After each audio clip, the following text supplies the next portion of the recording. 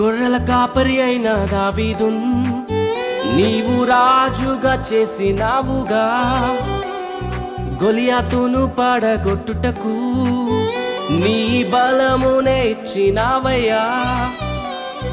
గొర్రెల కాపరి అయిన దావీదున్ నీవు రాజుగా చేసినావుగా, గొలియాతును పడగొట్టుటకు నీ బలమునే ఇచ్చినావయ్యా.